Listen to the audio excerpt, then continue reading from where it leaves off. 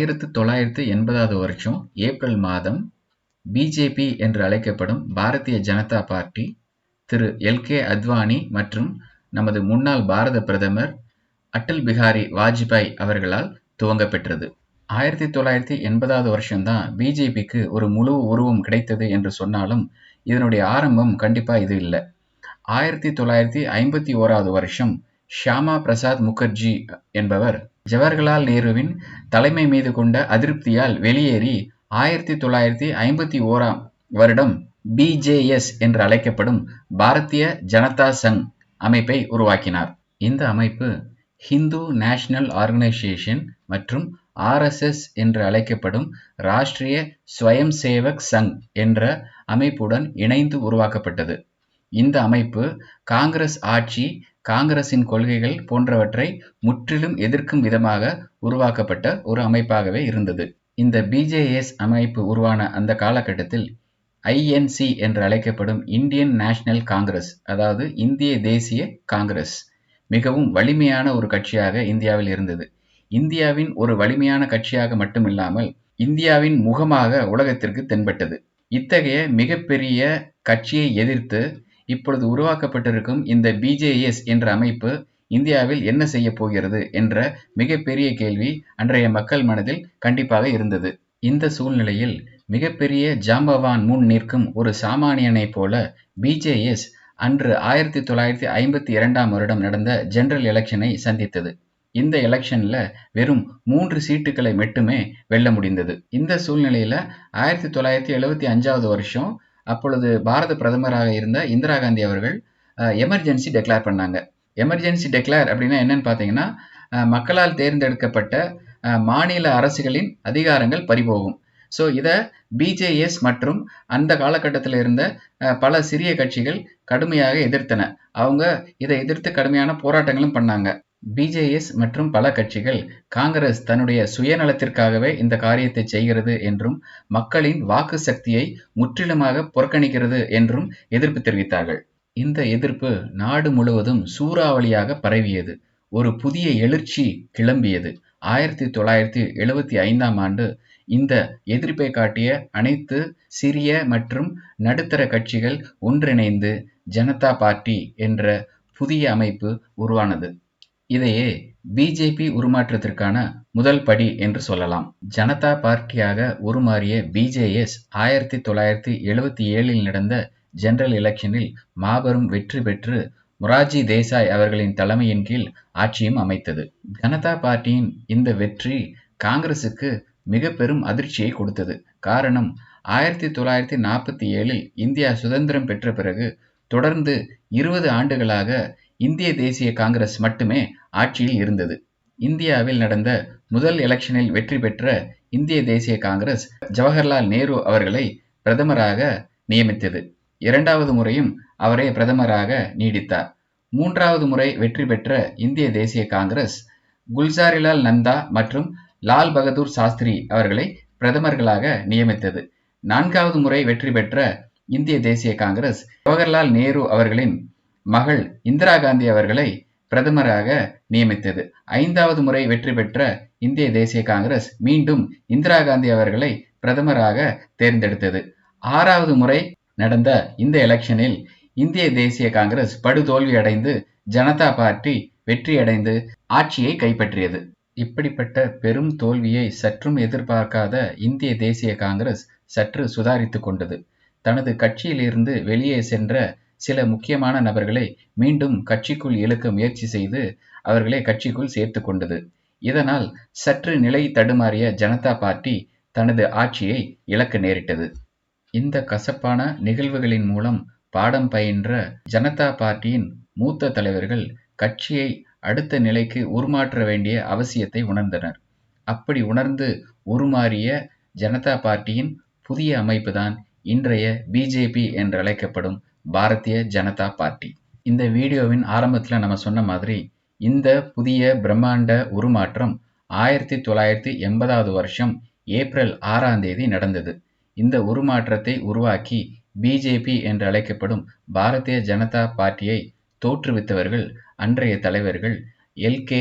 அத்வானி அவர்கள் மற்றும் பாரத முன்னாள் பிரதமர் திரு அடல் பிகாரி வாஜ்பாய் அவர்கள். ஒரு ஜாம்பவான் முன்னிற்கும் சாமானியனைப் போல பிஜேஎஸ் ஆக உருவாகி ஜனதா பார்ட்டியாக வழிநடந்து பின்னாளில் பிஜேபி எனும் மிகப்பெரிய சக்தியாக மாறிய பாரதிய ஜனதா பார்ட்டி காங்கிரசிற்கு நடுக்கத்தை கொடுக்க ஆரம்பித்தது. 1980களுக்கு பிறகு பிஜேபியின் ஒவ்வொரு அசைவுகளையும் உற்று நோக்க துவங்கியது இந்திய தேசிய காங்கிரஸ். இந்திய தேசிய காங்கிரஸ் கட்சியின் தலைவர்களுக்கு சிம்ம சொப்பனமாகவே திகழ்ந்தார் அன்றைய பிஜேபி அமைப்பின் தலைவர் திரு அடல் பிகாரி வாஜ்பாய். பிஜேபி துவங்கப்பட்ட 1980ஆம் ஆண்டு முதல் 1984ஆம் ஆண்டு வரை இந்திய தேசிய காங்கிரஸ் சார்பாக இந்திரா காந்தி அவர்கள் பிரதமராக பதவி வகித்தார். அவரின் மறைவிற்கு பிறகு 1984ஆம் ஆண்டு இந்திரா காந்தி அவர்களின் மகன் ராஜீவ் காந்தி அவர்கள் பிரதமராக பதவியேற்றுக் கொண்டார். அவர் 1984 முதல் 1989 வரை பிரதமராக பதவி வகித்தார். அதன் பின் நடந்த 9வது இந்திய பொதுத் தேர்தலில் ஜனதா தள் மற்றும் சமாஜ்வாடி ஜனதா பார்ட்டி கட்சிகள் இணைந்து வெற்றி பெற்றன.